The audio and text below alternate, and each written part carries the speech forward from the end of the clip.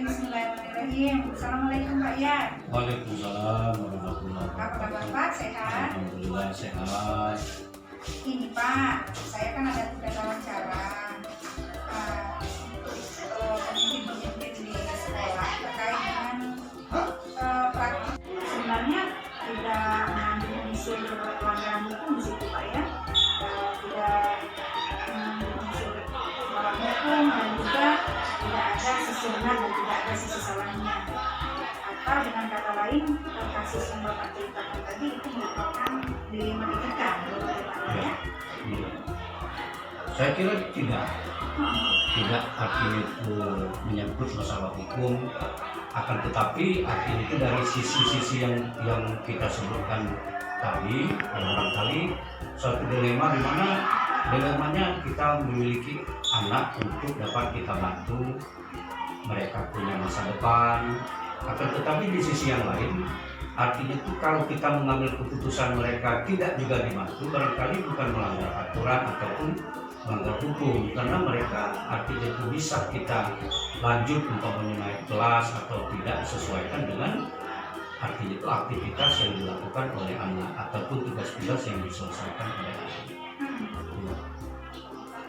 Nah, selama ini Bapak mengambil sebuah keputusan terutama kasus-kasus yang memuat dilema kepentingan yang sama-sama benar dan sama-sama mengandung nilai kebajikan itu bagaimana Pak?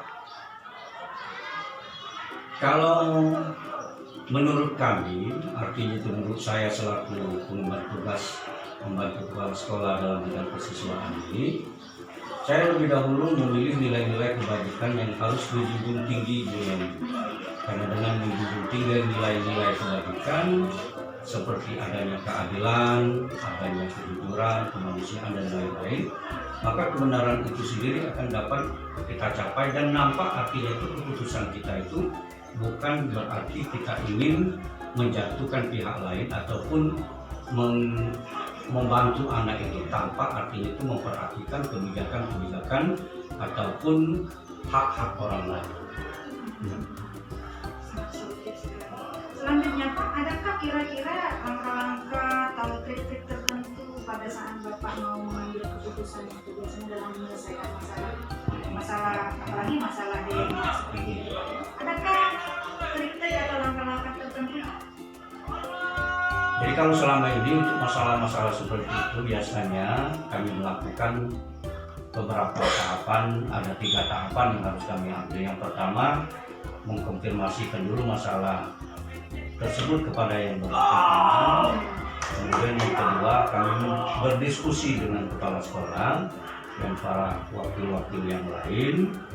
Nah, dari ketiga itu biasanya saya merefleksikannya bagaimana kalau saya ada di posisi mereka, hal seperti apa yang harus saya inginkan atau apa yang harus diharapkan orang lain putuskan tentang masalah itu, dan tentunya artinya itu setiap keputusan itu tepat dan memenuhi syarat sebagai langkah-langkah yang ditempuh dalam pernikahan.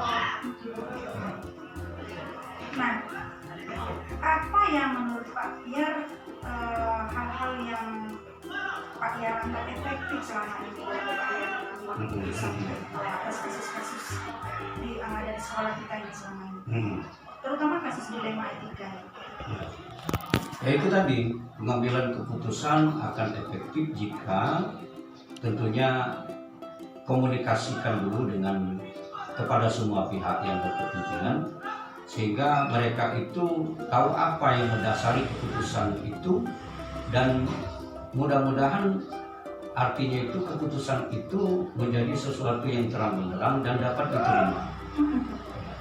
Nah, selanjutnya ya Pak ya. Ya. Kalau tantangan tersendiri Pak, ada tidak dalam Pak Piar memutuskan kasus-kasus seperti yang kita bicarakan? Ada tidak tantangan tertentu misalnya? Kalau tantangan sudah jelas pasti ada.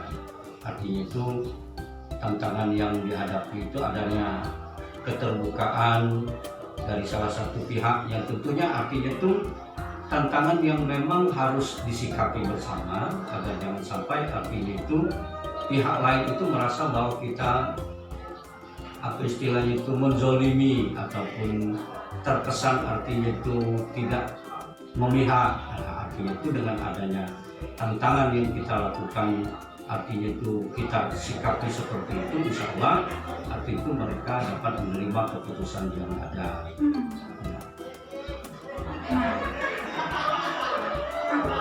Dalam itu setiap orang itu punya aturan sendiri ya Pak ya.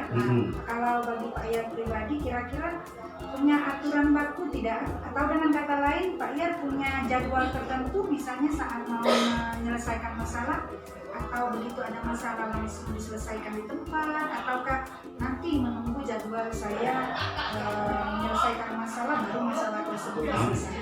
Bagaimana kira-kira? Kalau jadwal secara khusus ya barangkali sampai dengan hari ini mungkin tidak ada.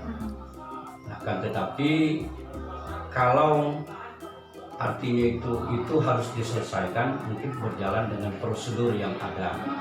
Prosedur yang ada itu sepertinya berkomunikasi dengan yang berkepentingan, dari kelas, guru BK, dan kepala sekolah, sehingga dengan adanya komunikasi yang dijalankan itu mungkin ada tepat artinya itu waktu atau di saat yang tepat baru bisa artinya itu kasus itu bisa diselesaikan.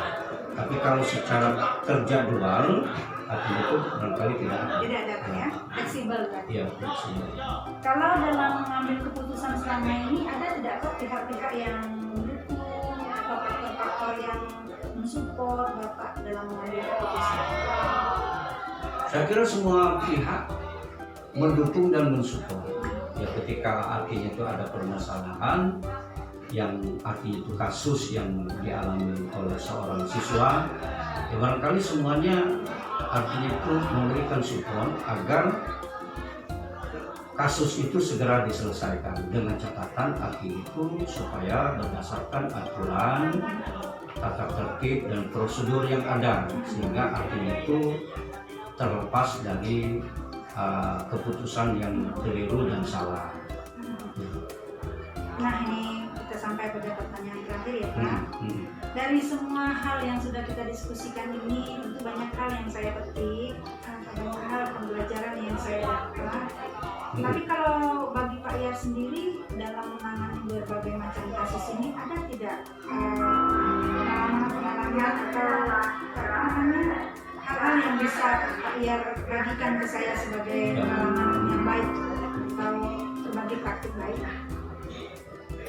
Saya kira pada intinya dalam menyelesaikan masalah ataupun kasus-kasus dalam kesiswaan ini tentunya membangun jaringan komunikasi yang baik dengan banyak pihak, terutama yang ada di lingkungan sekolah, karena kita menyadari bahwa dengan adanya empati dari semua pihak itu akan membangun kerjasama yang baik pula.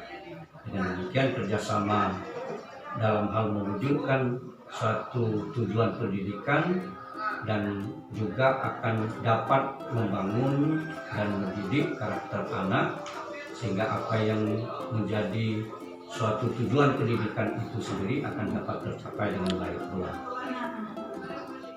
Alhamdulillah Pak, Yaomi terima kasih banyak atas waktu Bapak, kemudian kesediaan Bapak menjadi narasumber wawancara tugas saya kali ini. Semoga ilmu yang Bapak berikan kepada saya akan dapat membawa manfaat ke depannya. Pengalaman Bapak yang sangat berharga itu tidak akan bisa dinilai dengan pekerjaan yang sederhana atau waktu yang sekali lagi terima kasih Pak, saya mohon pamit. Assalamualaikum warahmatullahi wabarakatuh. Waalaikumsalam.